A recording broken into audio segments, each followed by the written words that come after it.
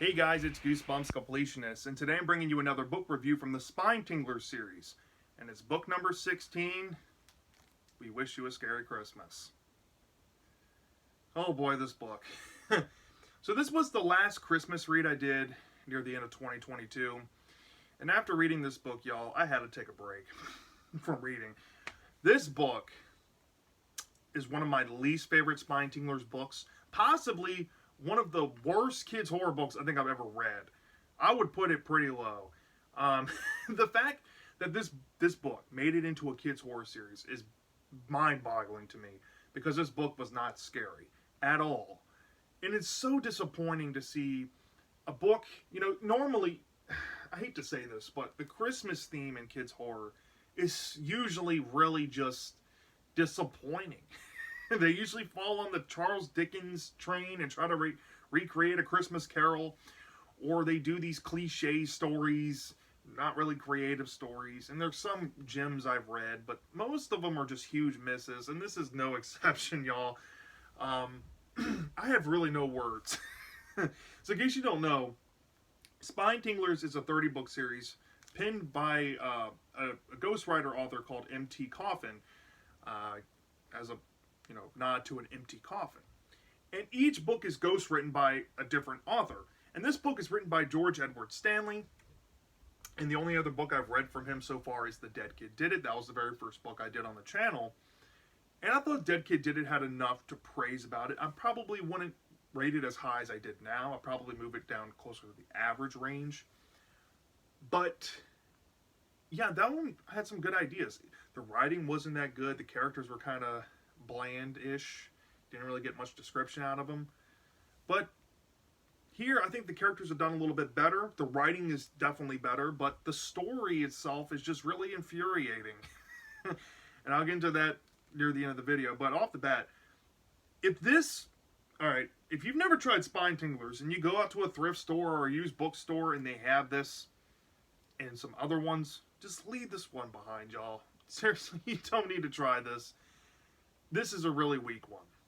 Really, really weak.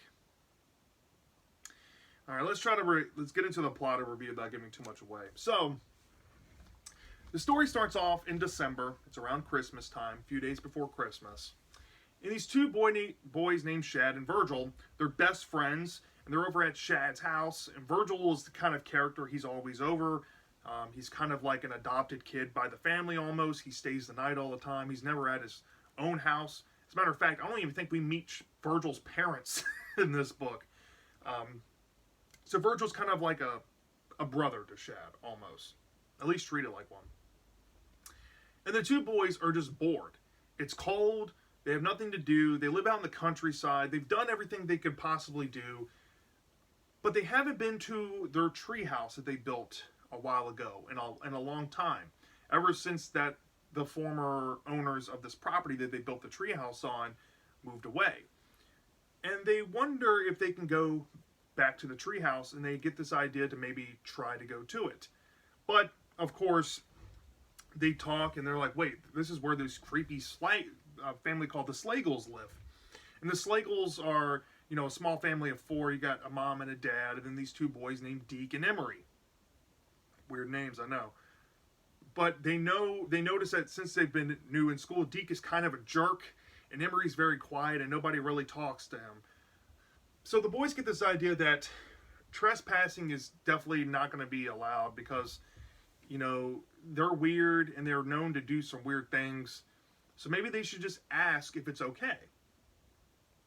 So they go to school the following day, and they get this idea to go talk to Emery, because Emery is in their grade and Deke's a little bit older, and they think that getting through to Emery would allow them to go see the treehouse.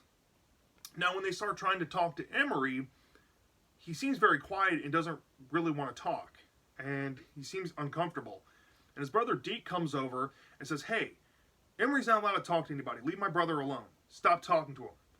And the boys are like, what's going on? Why isn't Emery allowed to talk with anything? And Emery kind of mentioned something about a secret. And Deke kind of mentions something about a secret too. Which sparks the interest of these boys, Shad and Virgil. And they're like, well, what secret can you have? And they said, well, is my treehouse still there? He said, oh no, that thing I tore it down. It doesn't exist anymore. So now that they're upset about the treehouse, they're like, well, what's going on with this secret? What is this? And Emery kind of alludes that he wants to tell them the secret, but can't. So later on, the boys are thinking like, well, what can this secret be? And they're like, oh, maybe they're like, they go through some conspiracy ideas, and they're like, well, maybe we should just try to befriend Emery, and maybe Deke's lying to us, and maybe they still have it, the treehouse and the farm or something, and maybe we can still try to go and see it. Well, but they try talking to Emery again. Let's just say something happens, and Emery's like, look, I need to spill the beans to you. My family has Santa Claus trapped in our basement, and nobody will ever believe me. And Shad and Virgil are like, okay, this is ridiculous. Santa Claus isn't in your basement. And then they start thinking about it, and they're like, wait a minute. Maybe there might be some hint of truth there. But we need to find this out on our own, right? So there's a plot point dealing with Emery that he's missed school.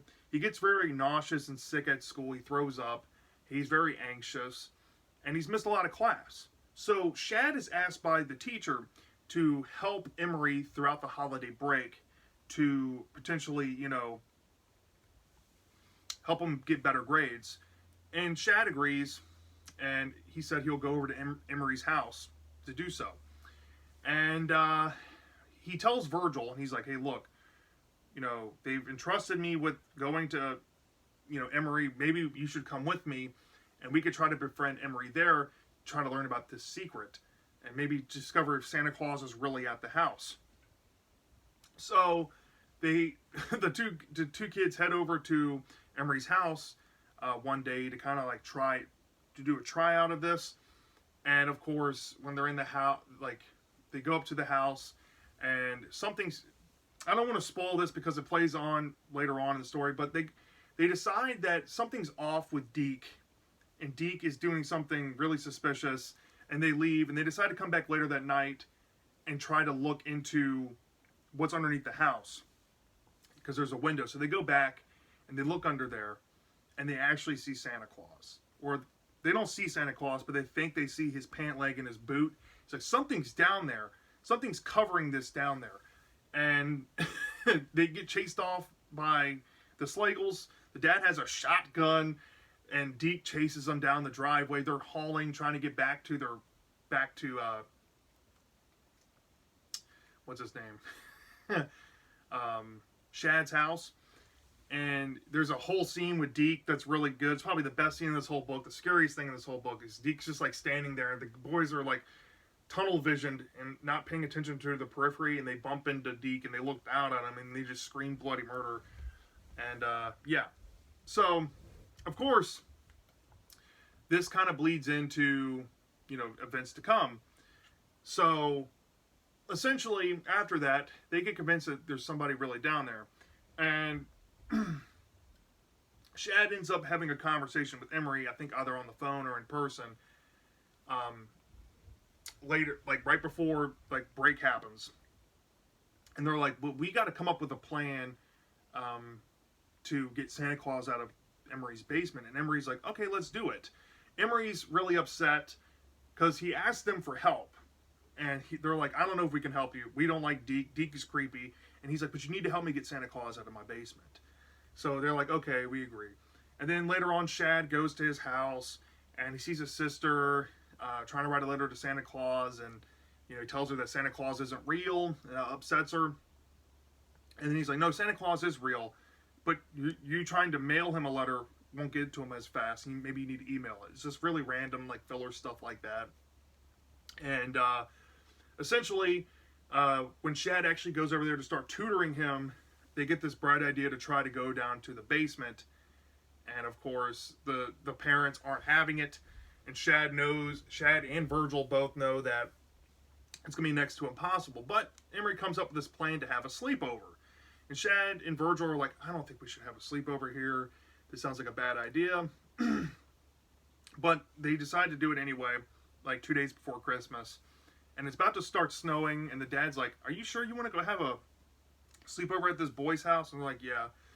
So they decide to go over there, try to have a sleepover, and they try this plan, but they had to adjust the plan because they weren't accounting for the snow to be happening. They weren't accounting for a lot of things going on. And they try to execute the plan. And let's just say they have an encounter with Deke. And the parents and the boys, Shad and Virgil, have to hop back to Shad's house in the snow because they get chased off by the Slagles. And they tell their parents the truth, and they just laugh at them. And then it's like Christmas Eve, and, you know, they're like sledding around. They're like, maybe we should go back and try to help Emery. It is Christmas Eve. And just in case the real Santa Claus is down there, maybe we should go back and try to help. So they go back to the farmhouse in the back, and they see Emery out there doing his chores, and Emery shows him inside of the farmhouse that there's a sleigh. And throughout the story, there's these weird deer that run around the pasture, and Emery's like, "Oh, those are Santa's reindeer. You have to memorize the names." So they're like, "Okay, well, let's go back and get a book so I can have their names, because I don't know their names off the top of my head." So they go all the way back to Shad's house again, get the names of the deer, and they come back. And then there's instructions that Emery left behind what to do. So they start preparing the sleigh, and they start trying to get the saddles ready to round up the deer. And it's nighttime. There's a bunch of snow that just blizzarded. And there's, you know, the moonlight's lighting up the snow, so they don't really need a flashlight or anything. And let's just say there's a random wolves trying to come after the reindeers, and it seems kind of tense for like a couple pages, and they kind of wander off. They get the sleigh prepared, and then they take the sleigh up to the house. And then there's a bombshell twist dealing with the Slagle family.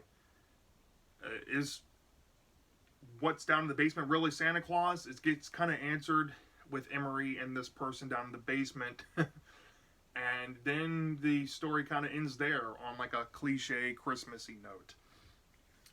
And that's essentially We Wish You a Scary Christmas. I skipped over a lot of filler stuff because it really doesn't matter. So, you'll see some stuff I didn't touch on in the plot review in the book. Just know that. Okay, so I'll say this. I maybe didn't allude this as much in the plot review that I should have. But I like to start off with the positives in these. And one of the biggest positives I can possibly give this book is the unknowns of what's in the basement. The unknowns of what's in the basement is really creepy. And while this story is very surface level, doesn't try to do anything with its premise too deep or thought-provoking, what's in the basement is very eerie because there's a kidnapping element to it, and there's obvious things, you know, that come to mind, like maybe the real Santa Claus is in the basement, or maybe some mall Santa's trapped under there, or maybe it could be something totally different that you've just never seen before trapped in this basement. Who knows? And the mystery of it all really got to my mind as I was reading, and I was hoping to see what will come of that. Another positive I really enjoyed was, of course, Shad and Virgil. Shad and Virgil, I need to say this now. If you decide to read this book, even though I'm not going to recommend this to you, Shad and Virgil are excellent protagonists. They are so willing to problem solve, think on their feet. They really analyze situations. They're willing to help this kid named Emery, who most people just write off as a weirdo, but they're actually trying to be his genuine friend, even though they were trying to use him at first. But they're really good characters, and it's really sad to see characters of this caliber in a book like this, a book as vapid and bland as this. It's depressing, right? But they're pretty much the saving grace of this book. And like I said, the mystery element of what's in Emery and Deke's basement, right? In Deke, I will give Deke something. For a bully character, he was actually pretty scary and pretty threatening.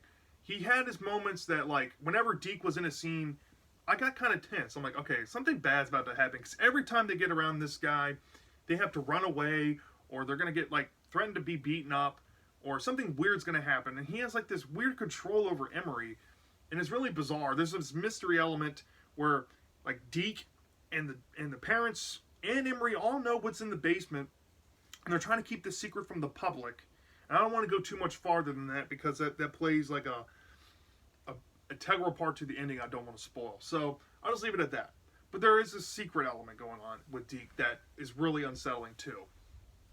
And the parents, the dad having a shotgun and stuff, it's kind of frightening. You know, typical stuff. When you're out in the country, especially if you grew up in the country, there's a lot of people that have, you know, weapons. It's just a thing to... It's a common thing. So, yeah, some scenes with the dad was kind of tense too. But let's get into the negatives, y'all. Alright. I don't know where to begin. I guess I'll start off with the plotting of this book, y'all. I'm going to be straight up. The plotting of this book is one of the most boring things I've had to sit through. There's so much back and forth banter between Shad and Virgil, which is fine at first. And then you have these Emery and Deke introductions, and they seem great. You start going to their house, and it seems great. But then for the remainder of the book, you're just going back to Shad's house, back to Emery's house, back to Shad's house, back to Emery's house. And even in the climax, they literally have 3 house transfer scenes in the climax. They go from Shad's house to Emery's house. They have to go back to Shad's house to get a book. Then they go back to Emery's house. And in the scene before that, they even did a whole other transfer of that too, when they went to Emery's house to do a sleepover, and they decided to go back home at night in the snow.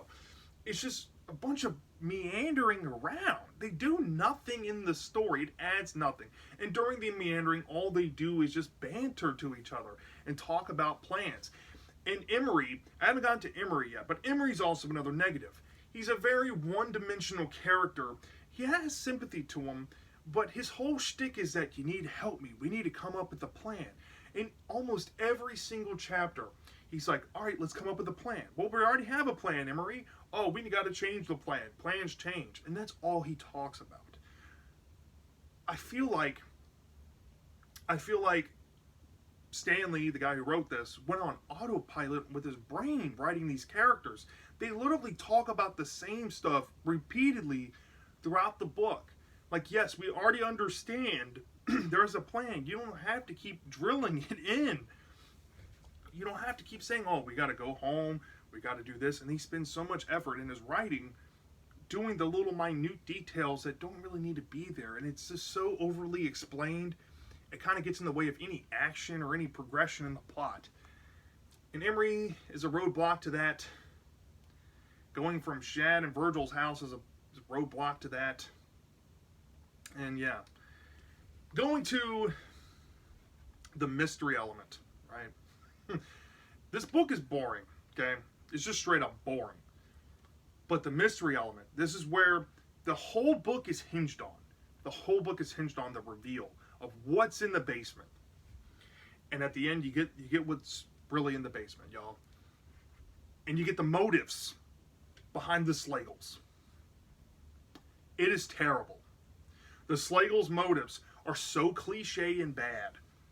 I literally rage quit this book when I was done and I threw this book. I'm not kidding. I was frustrated how bad and cliche that twist is with the Slegels. This whole time, this whole book makes you think that this red herring about them being bad guys and trying to do something sinister with Santa Claus, I'm like, oh, they can do so much with this idea. Then the ending comes and the twist comes and the motives come, and it's about as bland and cliche as you can ever get with a Christmas book. If you've seen a Christmas movie from Hallmark, or you've seen a DCOM Christmas movie, you've read this book. It is bad. It is bad. It almost ruins the entire book completely. It pretty much does, and I'll get into that in just a minute. But that reveal was terrible. The Slegel reveal is awful. Genuinely awful. And what's revealed to be in the basement is cool, but it's done in, like I said, a cliche way. And the ending just leaves a sour taste in my mouth. I thought the ending of Your Turn to Scream was cliche. But this is just leaps and bounds more cliche. It goes way into the Christmas cliches and just pulls the most generic one out and gives you it in a book form. Yeah, this book was rough, y'all.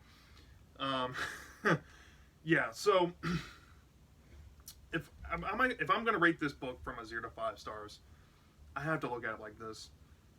Just for the twist itself, with the Slagles, the motive, what's in the basement, and the ending, I deducted a 1.5 off.